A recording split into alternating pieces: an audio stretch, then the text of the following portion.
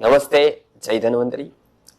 अभी हम गर्भावस्था में विभिन्न चिकित्सा पद्धतियां, विभिन्न योग पद्धतियों से कैसे लाभ ले सकते हैं वो देख रहे थे। एक बहुत ही अच्छी पद्धति है जिसका नाम है मुद्रा। मुद्रा का एक विज्ञान है। उसमें योग शब्द आते ही आपको मुद्रा शब्द याद आएगा। जैसे योगासन हम कहते हैं, जैसे दो शब्द तो अलग अलग है, योगासन, लेकिन योग आते ही आसन सहजता से ही निकलता है कि उससे उसे जुड़ा हुआ है। ऐसे ही मुद्रा शब्द है जो अभी तो प्रचलित बहुत नहीं है, लेकिन प्राचीन काल में तो बहुत प्रचलित था। जब संध्या करते थे लोग तो उसमें मुद्रा की जाती थी, सुमुखम संपुटम चैव। इस तरह से 24 मुद्रा तो संध्या वंदन करते वक्त की जाती थी। विभिन्न धार्मिक उपासनाओं के समय में भी मुद्रा का वर्णन था। वो मुद्रा का असर शरीर पर, मन पर, प्राण पर, सभी तत्वों पर होता है। वो केवल जो हमारे शरीर में से विभिन्न भागों में से ऊर्जा निकलती है, वो ऊर्जा को एक दूसरे से संयुक्त करना होता है। वो एक विज्ञान ऋषि मुनियों ने विकसित किया था। तो उसका महत्व ही इतना बताया गया, ये नाम से ही पता चलता है मुद्रा।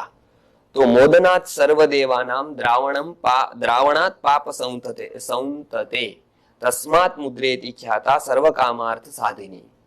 इसमें बताया गया कि सभी का मोदन करती है, अर्थात देव, अर्थात यहाँ लेना है सभी तत्व का सुरक्षित करती है। द्रावणात्, उसकी जो क्रिया है, प्रक्रिया है, उससे पाप संस्कृत अर्थात रोग का नाश होता है। पाप अर्थात यहाँ रोग लेना है, क्योंकि पाप का अभिव्यक्त रूप ही रोग कहा जाता है आयुर्वेद में। अनभिव्यक्त रूप में है तब तक वो पाप है, अभिव्यक्ति हो गई तो उसको रोग बताते हैं हम, क्योंकि पूर्व जन्म कृतम पापम व्याधि रूपेण बाधते, ये आयुर्वेद में बताया गया है। कोई भी पाप, कोई भी रोग होगा वो अंतत तो पाप से ही होगा, कोई दूषित तत्व से ही होगा। तो इसलिए इसको मुद्रा कहा गया। अब मुद्रा अर्थात इससे आप विभिन्न अंगुलियों का, खास करके यहाँ हाथों का ही प्रयोग होता है मुद्रा में। तो विभिन्न तरीके से आपने देखा होगा, कोई इस तरह से, कोई इस तरह से, कोई इस तरह से, इस तरह से विभिन्न क्रियाएं करके मुद्राएं होती है, उसको मुद्रा कहते हैं। अब वो हम अभ्यास करके ज्यादा देर तक रख सकते हैं ये अवस्था में, लेकिन उसको यदि जो बताया है कि भाई 3 से 5 मिनट तक रखा, कुछ मुद्राएं है वो सेकेंड्स में रहेगी, तो उससे लाभ मिलना शुरू हो जाता है। और ये कोई जड़ व्यायाम नहीं है, और ये कोई ऐसा दारुण व्यायाम नहीं है कि इससे कोई थकान महसूस हो। ये केवल एक सूक्ष्म व्यायाम है और एक सरल व्यायाम है। उसमें केवल हमको हाथों से ही कुछ जोड़ना है और वो स्थिति में रखना है, तो उसको मुद्रा कहते हैं। अब अलग अलग प्रकार की मुद्राओं का वर्णन ग्रंथों में मिलता है। उसमें पृथ्वी मुद्रा है, वरुण मुद्रा है, सूर्य मुद्रा है, प्राण मुद्रा है।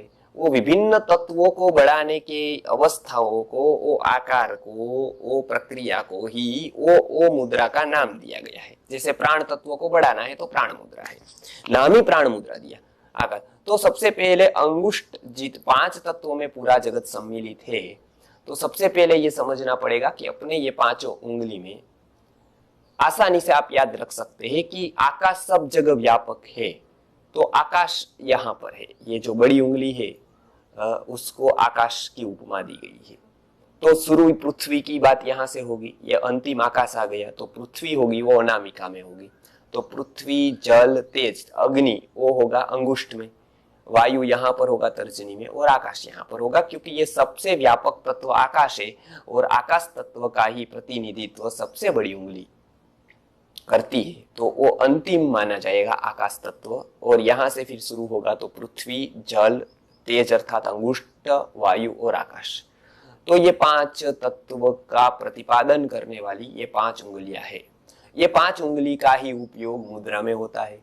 ये 5 उंगलियों के ही संयोग से मुद्राएं बनती है, अलग अलग मुद्राएं हैं। तो इसकी हम आज बात करेंगे कि गर्भावस्था में मुद्रा कैसे उपयोगी है। जैसे हमने देखा कि ये यहां से पृथ्वी, यहां से जल, तो जल की मुद्रा हमको करनी है तो ऐसे करेंगे तो वो वरुण मुद्रा हो गई। आप देख सकते हैं ये, क्योंकि ये जल की है तो उसको अंगुष्ठ से लगा दिया तो ये हो गई वरुण मुद्रा। अब पृथ्वी मुद्रा मानो करनी है तो ये उंगली सिंपल यहां लगा दी तो ये पृथ्वी हो गई, क्योंकि ये पृथ्वी की उंगली है। तो आपको केवल नाम आने से आप उसका मतलब अभ्यास कर सकते हैं। तो ये देखने के लिए थोड़ी आसान रही इसलिए मैंने बताया। वस्तुगत या वो शास्त्रीय विधि से करना होता है, उंगलियां सीधी होनी चाहिए और यही लगना चाहिए, लेकिन अभी आपको केवल समझौती के लिए मैं कर। अब अलग अलग मुद्राओं के नाम हमने हमारे पुस्तक में, गर्भ विज्ञान नामक पुस्तक में दिए हैं। वो पूरा मुद्रा का चैप्टर वहां पर अंकित किया है। मुद्रा का क्या प्रभाव होता है, क्या करती है, उसकी पूरी जानकारी वहां पर दी है। आगे गर्भावस्था में विभिन्न अंगों का विकास विभिन्न मास में होता है।